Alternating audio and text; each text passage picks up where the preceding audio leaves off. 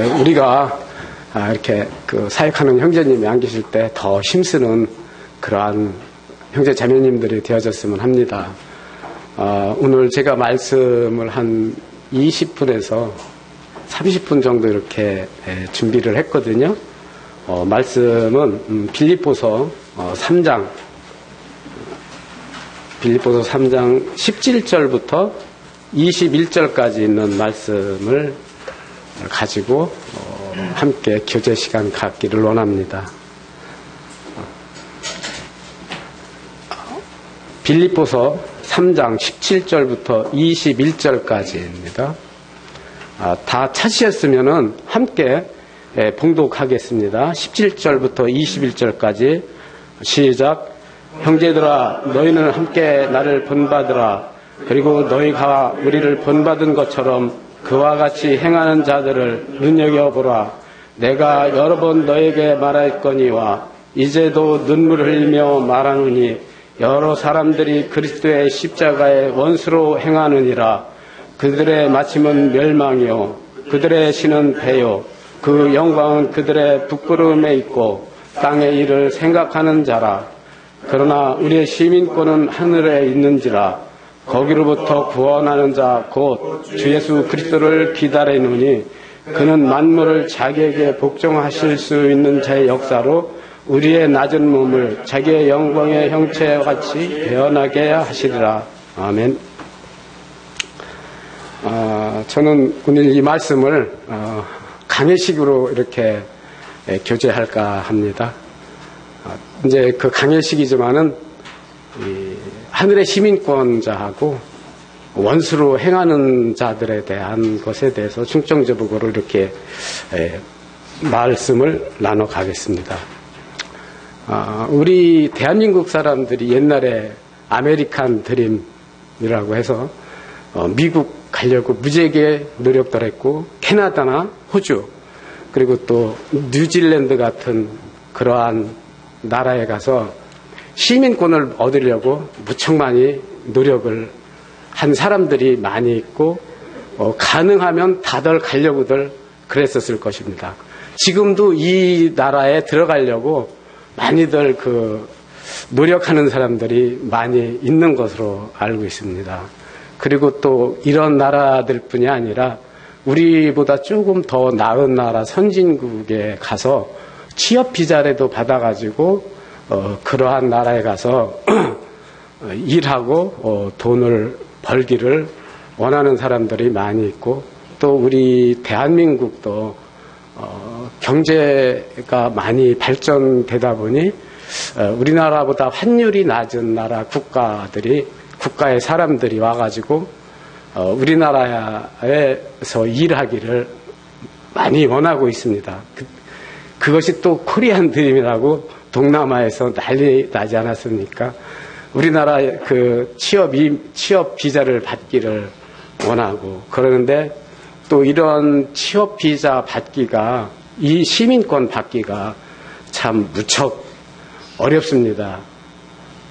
그리고 이런 취업 비자 받으면 좋아하잖아요. 저도 옛날에 중동 건설 붐이 있을 때 아랍에미레이트라는 나라에 취업 비자를 현대건설에서 받아가지고 그곳에 가서 일을 한 적이 있는데 그 아랍에미레이트로 출국하기 전에 그 아랍에미레이트에 대한 그 국가가 어떤 나라인가에 대해서 소양 교육을 한 일주일 정도 받았습니다. 일주일 정도 받았는데 그 나라에 대한 간단한 인사말 같은 거, 그리고 그 나라에 우리가 간단하게 알 사소한 법들, 그리고 그 나라는 이 종교 국가이기 때문에 그 알라신에 대한 것들에 대해서 이렇게 소양 교육을 받고 그 아랍에미레이트를 들어가게 되었습니다.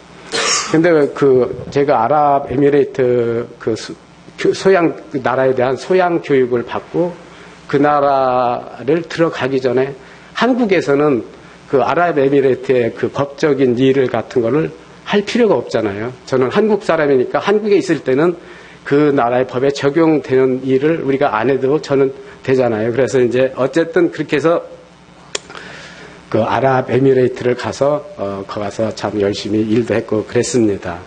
그러나 우리 그 하늘의 시민권이 있는 형제 자매님들께서는 그 제가 아랍에미레이트 갈 때 소양 교육을 일주일 정도 받았듯이 우리 형제 자매님들은 하늘의 시민권이 있는 자들로서 이렇게 오늘과 같이 수요 집회나 수요 집회 또 금요 모임 같은 거 각 교회마다 사정에 따라서 토요일에도 어떠한 모임들을 갖고 그러는데 그러한 곳에서 우리가 하나님의 뜻과 주님의 마음을 배우는 것이 아니겠습니까? 근데 우리가 지금 교회에서 주님의 뜻과 마음을 배우는 것은 하나님 나라에 가서 하나님 뜻과 마음에 합당한 삶을 살려고 우리가 이 자리에 모여서 하나님의 말씀을 듣고 배우는 것은 절대 아닙니다. 하나님의 나라의 뜻과 하나님의 마음은 꼭 이 땅에서 우리가 실행하여야 되지 하나님 나라에 가서는 이미 우리는 주님의 형상과 같이 변화되기 때문에 그 나라에서는 그런 게 없고 오직 예배, 찬양과 감사만 그분께 드린다라는 것입니다. 우리는 대한민국의 한 사람으로서 헌법을 지켜나갈 뿐만 아니라 우리는 고난의 이중 국적자라고 저는 생각합니다. 왜 고난의 이중 국적자냐면은 우리나라의 법도 지켜야 되고 하나님 나라의 그 말씀과 뜻을 따라야 된다라는 것입니다. 근데 우리가 이 한국의 헌법을 지키는 것보다 하나님의 뜻과 마음에 합당한 일을 한다면은 한국의 이 헌법이라든가 법은 초등학문적인 법률이기 때문에 그건 스스로 그냥 다 지켜 넘어가는 겁니다. 그러나 우리가 그러한 그 법을 지키지 못하고 또 주님께서 말씀하신 그러한 일들을 지키지 못하니까 사도 바울 형제님께서 17절에서 뭐라고 말씀하십니까? 너희는 나를 본받으라라고 말씀하고 계시는 것입니다. 이 사도 바울 형제님께서 너희가 나를 본받으라라는 것은 디모데후서 3장 16절에 있는 말씀에 모든 성경은 하나님의 감동으로 된 것으로 교훈과 책망과 바르게 함과 의로 교육하기에 합당하다라고 이렇게 말씀하셨거든요. 이 말씀은 사도 자신이 주님으로부터 감동으로 받은 13권의 책 있지 않습니까? 사도행전서부터 교리서 여러 가지 13권의 책에 있는 그 말씀을 그대로 본받아서 살아가라고 그 말씀을 주신 것입니다. 그리고 또 하나님께서는 이 말씀을 바울이 기록해 놓을 정도로 합당하게 그 여기셨기 때문에 사도 바울의 모든 것을 본받으라. 사도행전에서도 그 사도 바울 형제님께서 무한한 고난과 핍박을 받았지만 다 주님의 뜻대로 행했기 때문에 그 사도를 본받으라고 감히 이렇게 성경에 기록해 놓은 것을 볼 수가 있습니다. 그리고 고린도전서 11장 14절에 보면 내가 그리스도를 본받은 자 된 것 같이 너희는 나를 본받는 자가 되라라고 또 여기에서도 이렇게 말씀하고 계시는데 여기에서 또 사도를 본받으라라고 하는 그 말씀은 이 본문에 있는 말씀하고는 또 내용이 틀린 내용이라는 것입니다. 여기 있는 말씀은 내가 그리스도를 본받은 것 같이 그리스도가 어떠한 분이셨습니까? 하나님의 그 창조자이시고 독생자이신데 이 땅에 내려오셔서 모든 것을 다 버리시고 십자가에 달리신 주님이십니다. 그러한 주님을 사도 바울 형제님께서 본받았다 이겁니다. 그럼 사도 바울 형제님은 유명하잖아요.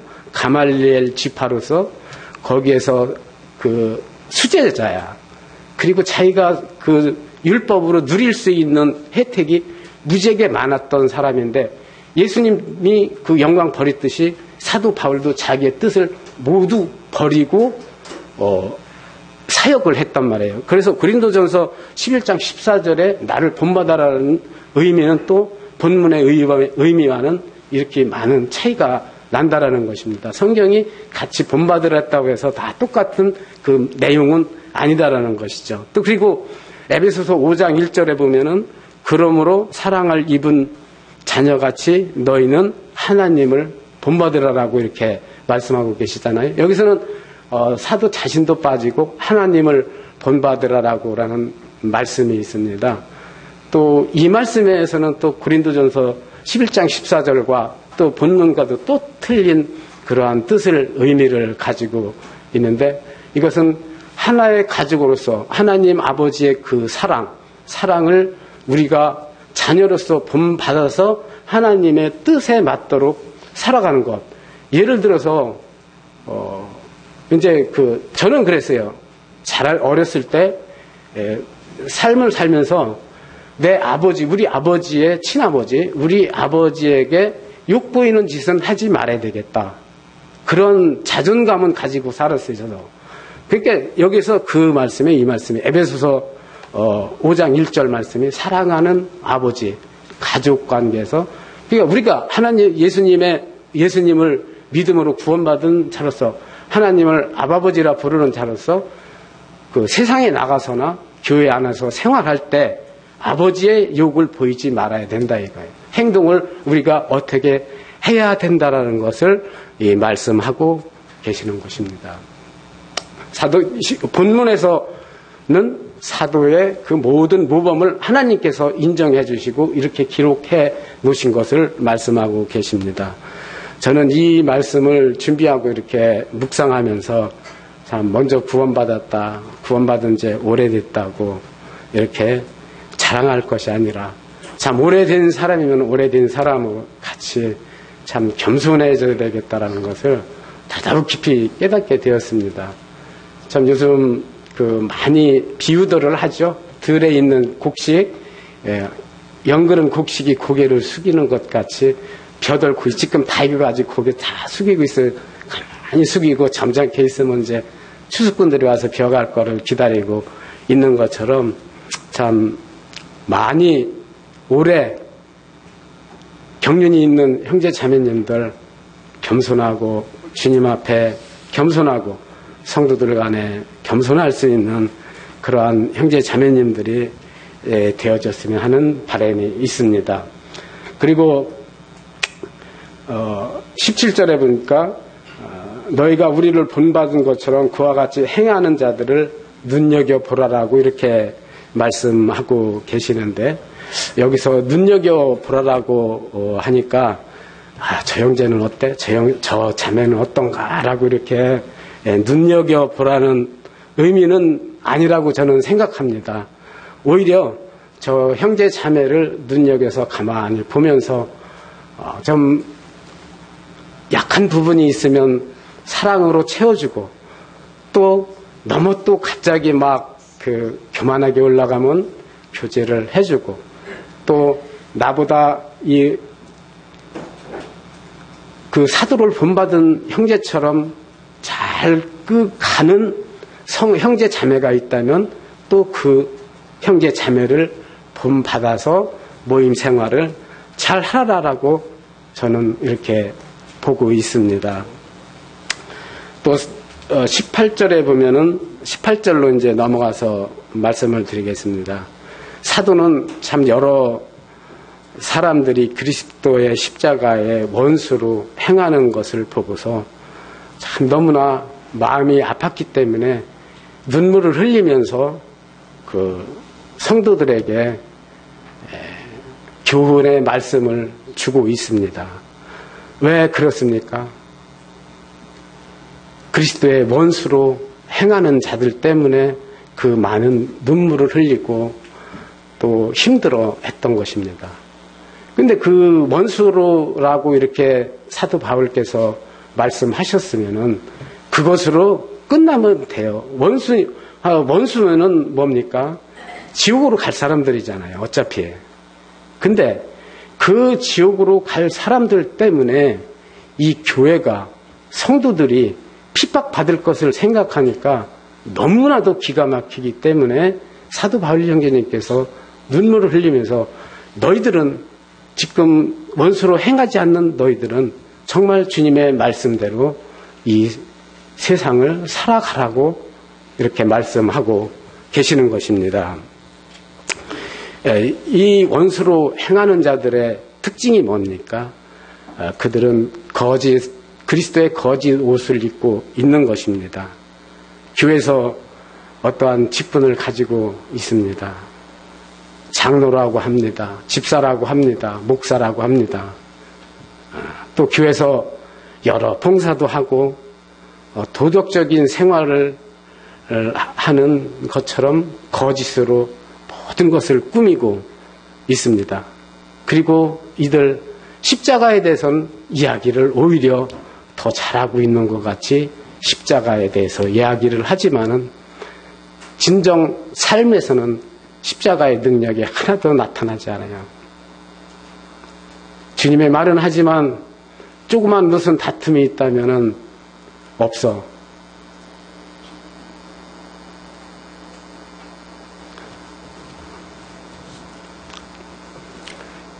주님의 십자가의 능력을 절대 나타나지 못하는 삶을 살고, 그렇다 보면은 그 마음속에는 이거는 주님이 들락날락거리는 사람이라는 거, 마음속에 자기가 그러한 원수의 생활을 하지 말라고 이렇게 이야기하고 계십니다. 원수, 이 원수라는 건 완전히 저주를 한 말씀이잖아요. 그럼 마태복음 한번 12장 34절 한번 찾아보시겠습니까? 마태복음은 12장 34절.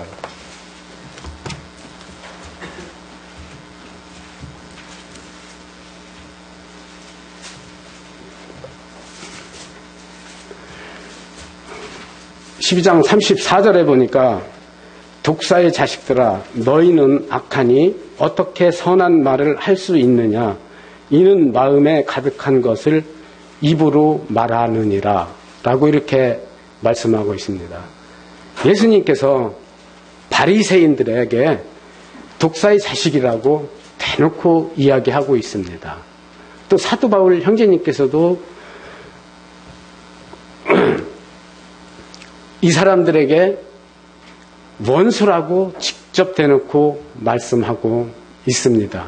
왜? 이 사람들은 이미 그 지옥으로 갈 사람들이라는 걸 확신하기 때문에 예수님께서도 바리새인들에게 독사의 자식이라고 이렇게 말씀하고 있고, 또 마태복음 14절에 보면은 이 사람들이 왜 주님께서 그렇게 독사의 자식들이라고 말을 직설적으로 얘기했겠습니까? 14절에 보니까 바리새인들이 나가서 어떻게 하여야 예수를 죽일까 의논하거늘, 하나님을 죽이겠다고 의논하는 자들이라는 것을 예수님께서는 영적으로 알고 있었기 때문에 독사의 자식, 또 사도 바울 형제님께서는 원수로 행하는 자들이라고 이렇게 말씀하고 있는 것입니다.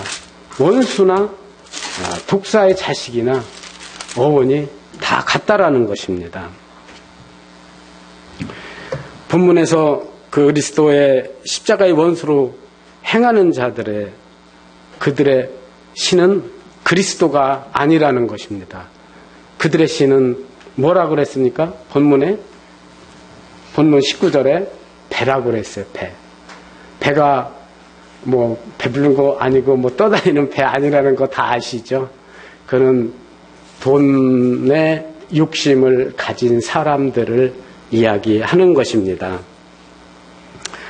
우리가 뉴스에서 또 우리가 많이 보았죠.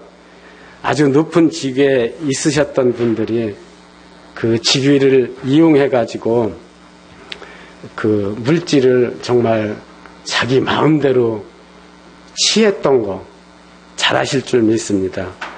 그 높은 직위에 있으면서 그 물질 취할 때 스스로 얼마나 자랑스러웠겠어요.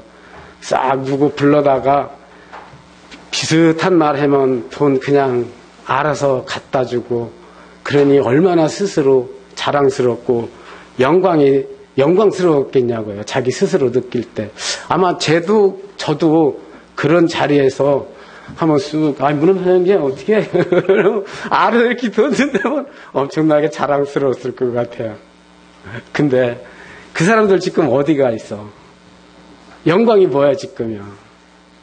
그죠? 기가 막힌 거야 이게. 지금 어디에 들어가 있는가 잘 아실 거야.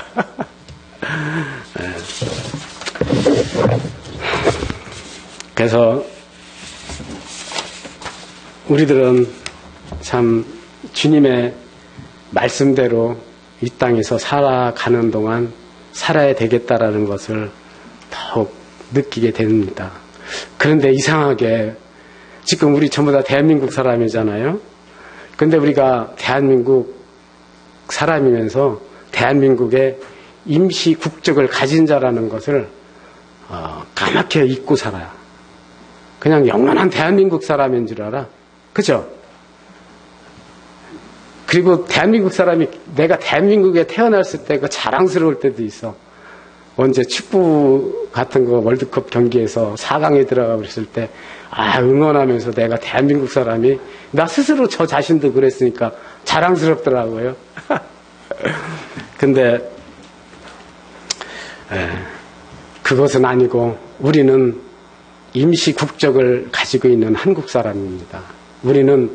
우리의 시민권은, 영원한 시민권은 하늘나라에 있다라는 것입니다. 이것을 더 기쁘게 생각해야 되는데 이것을 기쁘게 생각하지를 않는 것 같아. 미국 시민권을 제일 처음에 따려고 노력했을 때 시민권 따면은 나 시민권 받았다고 막 자랑하고, 뉴질랜드 시민권 받으면 막 자랑하고, 호주 그런 나라 시민권 받으면은 무지하게 자랑하는데, 나 하늘의 시민권 가진 자야 나가서 전도하려면 기가 죽어. 나도 그렇습니다. 근데 우리가 꼭 기죽어야 되나, 지금 그런 생각 조금 좀 해봐야 될 것 같습니다.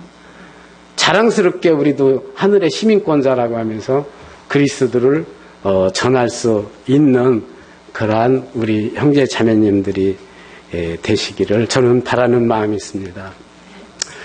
우리의 주님은 참 우리의 고난을 십자가 갈보리에서 모든 것을 지시고 그 주님이 다시 오실 것을 우리는 학수고대하고 있습니다. 정말 복 빠지게 기다리시는 분들도 무지하게 많습니다. 실은 우리 주님이 오늘이라도 당장 재림하셨으면 하는 그러한 마음을 가져야 됩니다. 그러나 배를 신으로 가지고 있는 사람들은 이 땅이 좋고 이 땅이 살기가 너무 좋으니까 주님 오실 것을 기다리지 않고 있습니다. 이 땅에서 영원히, 대한민국 국민으로서 영원히 살고 싶다라는 생각을 가지게 될 것입니다. 그러나 우리는 하늘의 시민권이 있는 자들은 주님이 재림하실 것을 꼭 목 빠지게 기다리는 자가 돼야 된다는 것입니다. 그들은 만약에 주님께서 오신다면 불못에 들어가기 때문에 그들은 기다릴 필요가 없고 이 땅이 영원할 것을 바라보게 됩니다.